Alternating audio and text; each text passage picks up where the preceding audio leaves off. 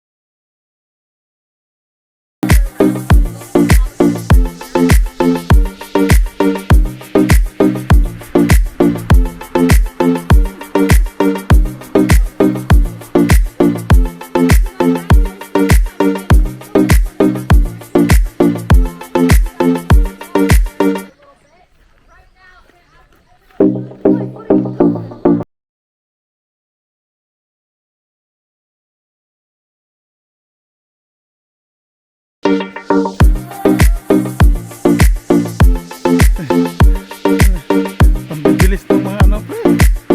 Kasamahan natin.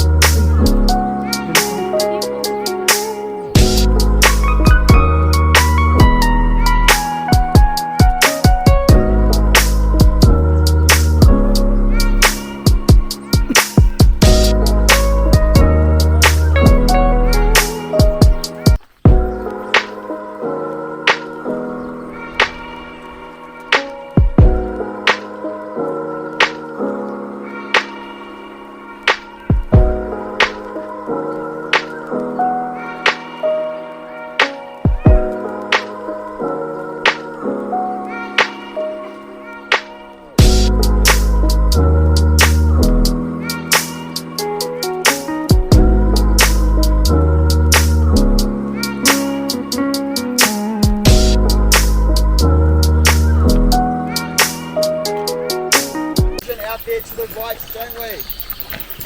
So, the original film set here was 39 Hobbit holes, we now have 44, there's extra 5 out there in the subdivision.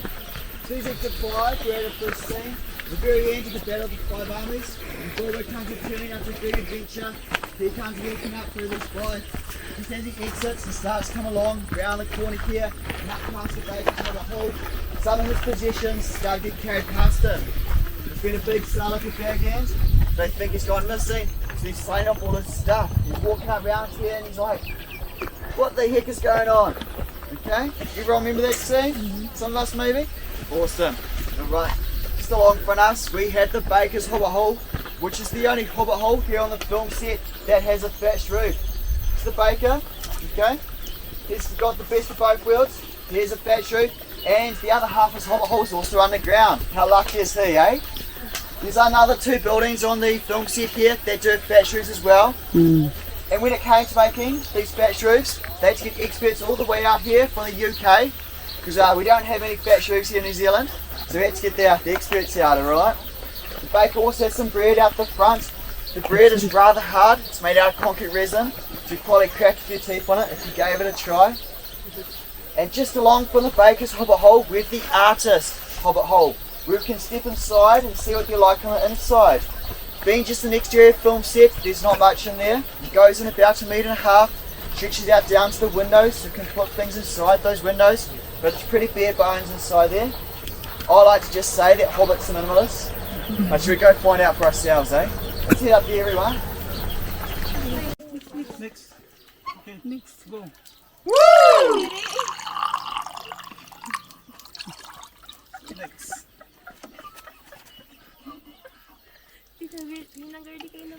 Hindi, ayaw ko. Nag-video ako. Ikaw. I know, it's just water.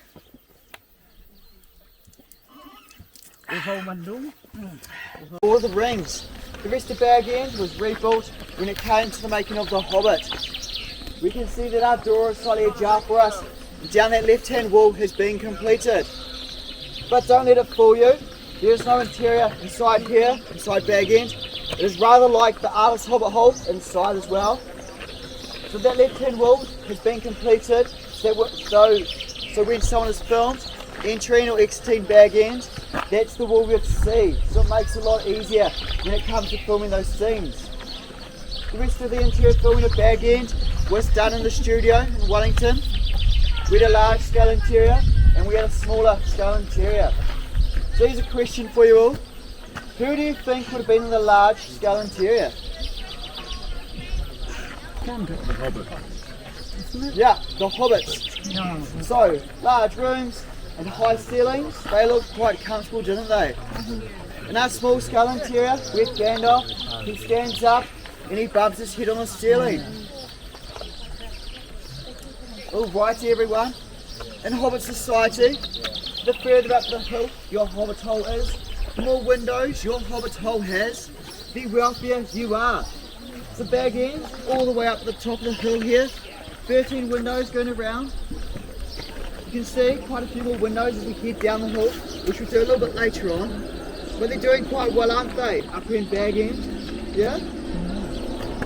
Alright. Have we had a good look at our tree? This oak tree up here? What do you reckon? It's a prop. Yeah? This oak tree up here is artificial. So when it came to the making of the Lord of the Rings, the concept artist drew up a picture of Bag End, put a big oak tree up on top of Bag End in that concept drawing.